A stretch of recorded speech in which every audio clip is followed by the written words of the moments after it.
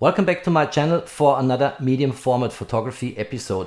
And this video is about the brand new Phase One XC IQ4. And this camera is in the marketing with Phase One now for a few weeks, and it will officially be shipped in September, but I already have it here in the studio, still with the beta firmware, and I did shoot it in the Swiss mountains for hours. And in this video I will share with you everything you might want to know about this brand new medium format digital camera. Let's kick off the video.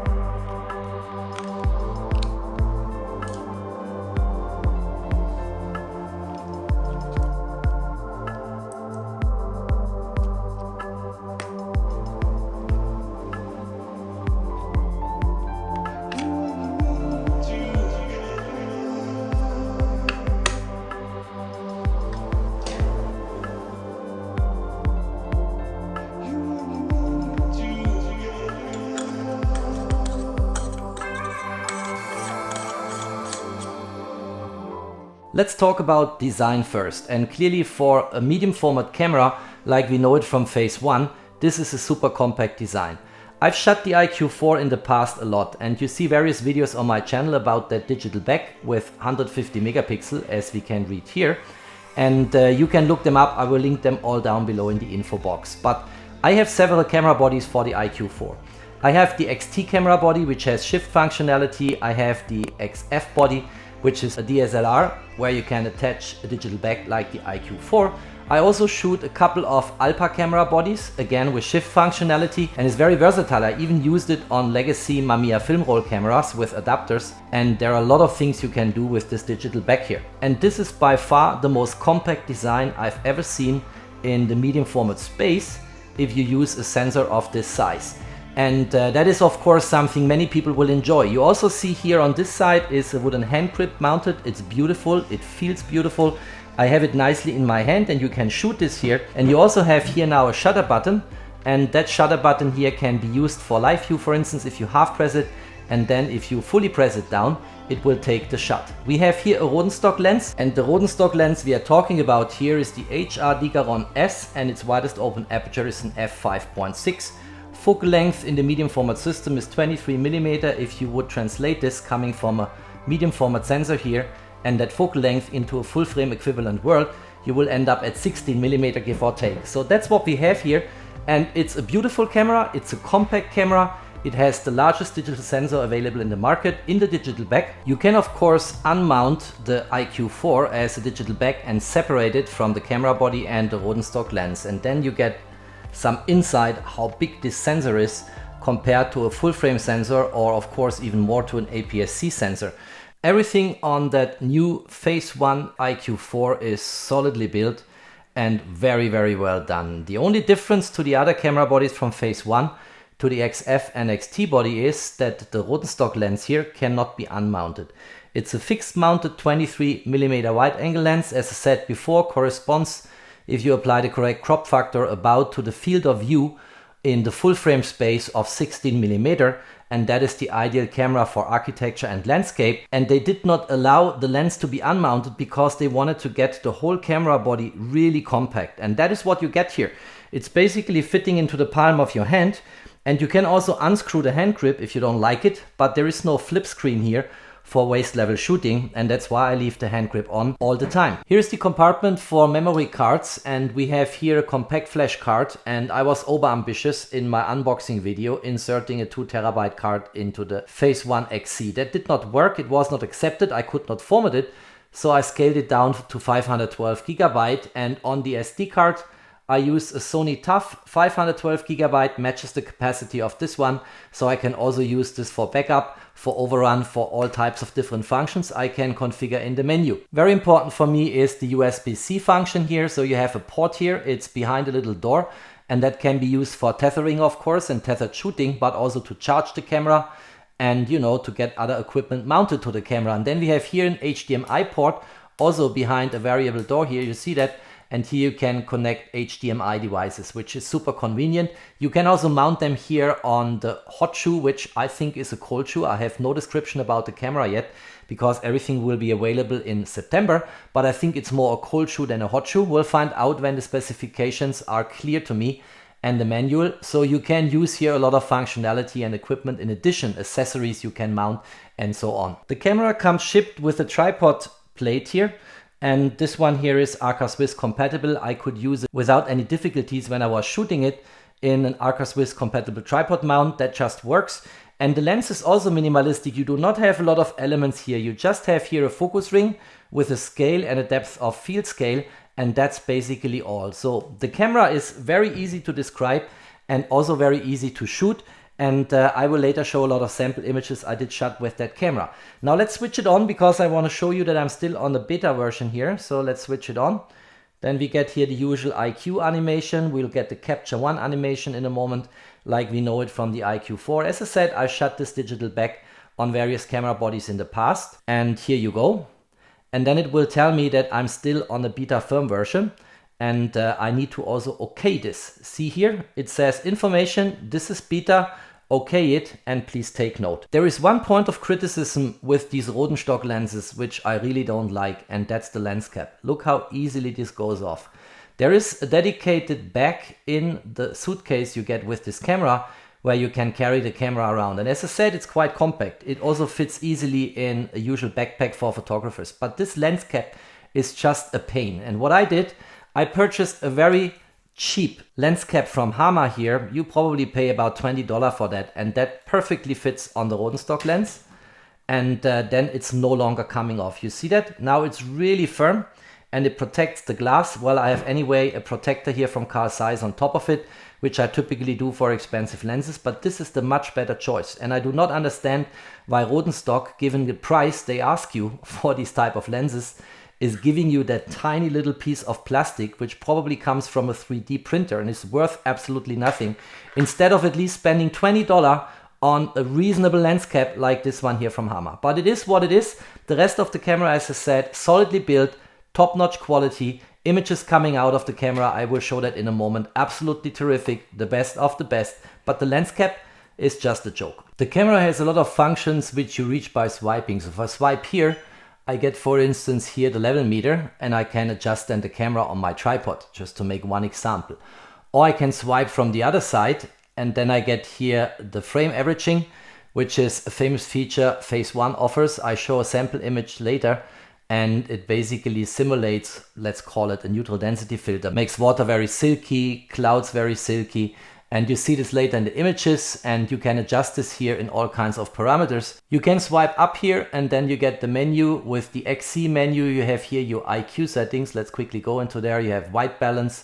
You can import custom styles, you can adjust the display in the brightness and what have you. So there are many things going on in the menu system. So if I go into live view here, I can double tap, and if I double tap, it zooms into 100%. And I can also scroll here around a little bit, and then I can use the focus ring on this Rodenstock lens here to adjust my focus. Simple like that. Getting out of the zoom mode means double tapping again, and then I come back to the 100% frame here. And we also have here in the lens the leaf shutter, and you see this if you go into the menu and go here into settings and XC menu, you see under shutter mode there is leaf shutter priority or electronic shutter only, and that is something which you can use for your advantage. I use most of the time leaf shutter priority because I have the camera all the time anyway on a tripod when I do my shootings. I do not intend to provide here a fully fledged tutorial for the new Phase One camera. I really want to give you only an appetizer and a flavor, and most importantly show you sample images what you can do with that camera, which I will do in a moment.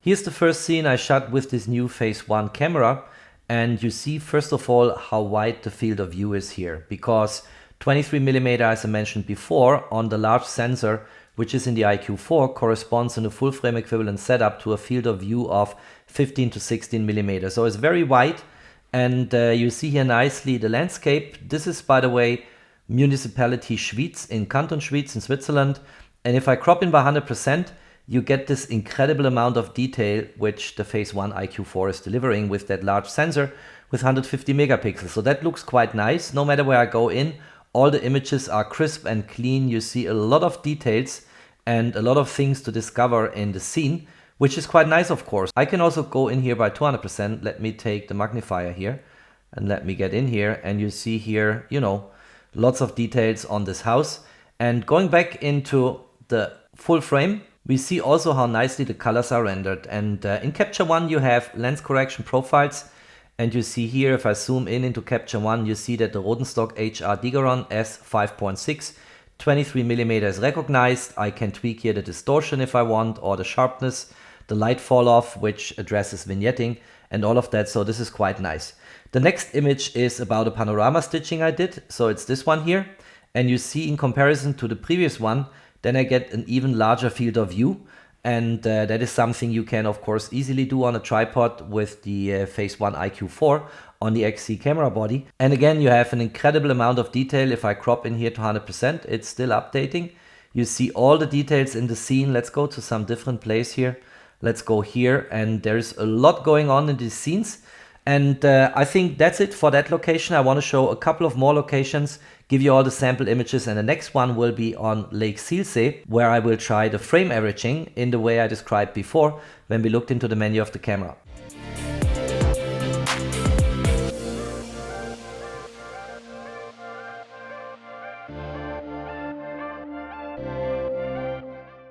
And here is the first frame I want to show. So this is Lake Siel, or Silsee in Swiss German, and it's a beautiful lake. It has this beautiful greenish color, and you see nicely the clouds partially covering the mountains in the background. Again, if I crop in here, I get an incredible amount of detail. Even tiny little traffic signs are here. Let me show you this in 200%. Let's go into here, and then you see here, this is for instance a traffic sign saying that you cannot bypass cars. You need to line up if the one in front of you is driving slower. And it's a very nice image, but it gets even nicer in terms of the wide field of view and having a very calm atmosphere if you now use the frame averaging. And I use the frame averaging and the result then looks like this. And you see now this is an effect almost like a neutral density filter, or like a neutral density filter, because everything in the water becomes very silky and very calm, and also in the cloud, because the clouds are moving, everything becomes very whitish here and looks very nice. And you have of course also under frame averaging still preserved the full level of detail which I showed before. Let's go to a different place here. Let's go here. You see houses here on the shore in the mountains, quite nice. And this is a very special feature which Phase One has implemented in the IQ4 for a while. I did also shoot this in San Francisco Bay some years back, and I like this feature a lot. Here is another frame on that location, and again you see here, if I crop in this little boat here with a man sitting here, incredible amount of detail in these images. And the bridge crossing the sea here also gives a very nice atmosphere, because the bridge looks almost like an infinity bridge going to the horizon forever, based on the very wide angle we have in that Rodenstock 23mm lens.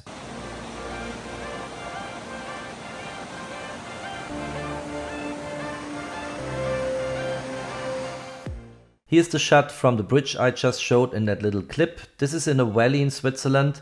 It's called the Murtertal. It's a beautiful valley. I'm there many times for photography, and well, you can decide now if you want to have the wildness of the water expressed, the wild character of the water, you keep it without frame averaging.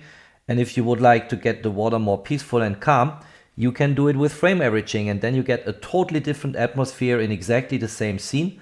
And again, on the clouds and the sky, you also see how everything is melting into each other in some form of white color. So that's very nice. And again, frame averaging is a terrific feature Phase One implemented some time back, which I use and like a lot. Again, you have a lot of detail in these images. If you look into here, everything is there. There is absolutely no lack of details in these images. Clearly 150 megapixel is plenty of space also to crop in if you want to do that. And another scene I did shoot with that new Phase One XC IQ4.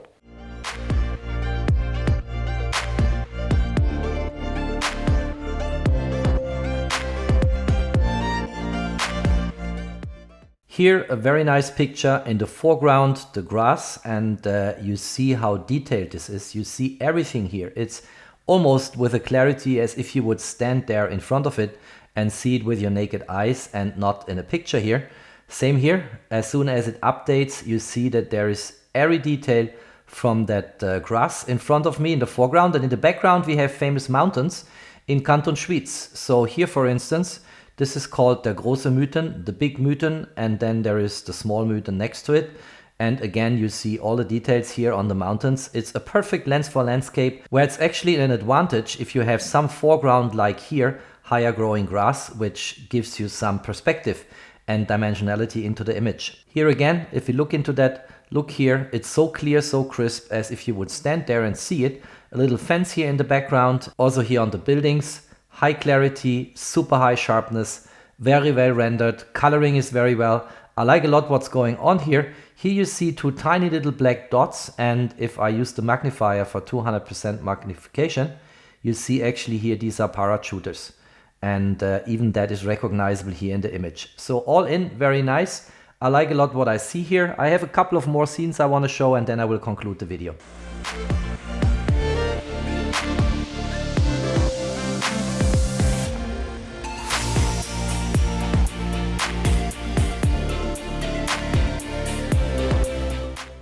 Here an image from the waterfall, which you just have seen in that little video clip.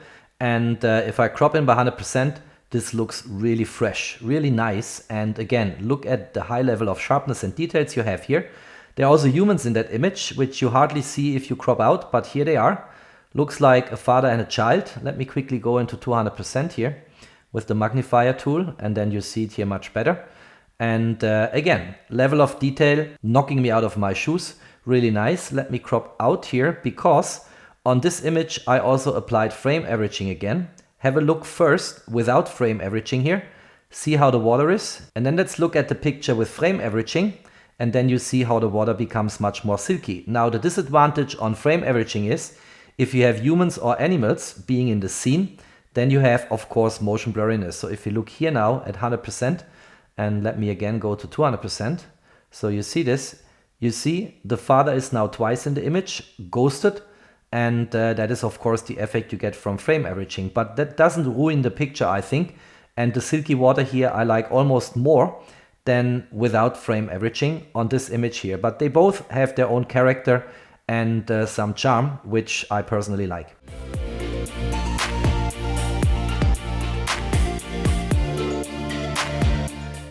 This image here is again taken on a small lake, and I've included this here and wanted to show it because this is, in my opinion, of all the images with all their clarity and level of detail, the most astonishing one. Because if you look at that image, and by the way, it was a difficult light situation with an interplay between shadow and light coming from the mountains and from the direction where the sun was shining.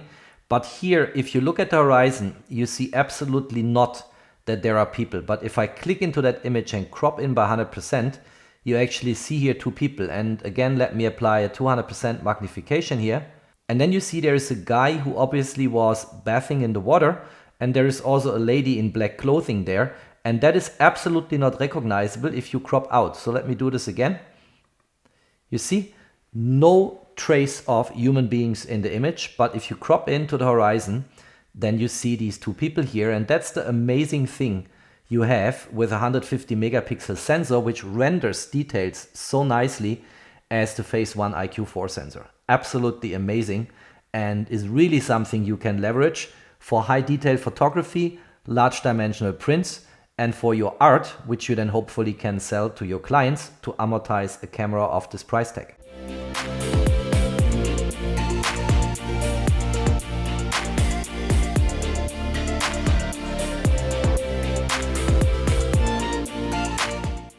This is the last sample image I wanted to show because it's so interesting, and this image is taken on a mountain road, and you see here some military installments in the mountains, and that is typical for Switzerland. So here you see a swing door, it's tarred with the texture and the color of the rock surrounding it, and you have 3 openings here in the mountain. I personally think these are no longer in use, but we have this everywhere in the mountains in Switzerland, and this started many decades back already at World War II, I think, where Switzerland built up these bunkers and, you know, secret hangars, even for airplanes in the mountains to be able to defend their tiny little country. And again, you see here a lot of details in this image. It's a very nice image. I just found it so funny to see this, and that's why I wanted to show it. I hope this video provided some insight into the most expensive, but also into an invaluable camera system, which was just brought to market in the last weeks. And if you liked that video, then please don't forget to drop me a thumbs up. Stay tuned on my channel, there's always more to come. Thanks for watching, stay safe and healthy, and of course, peace out.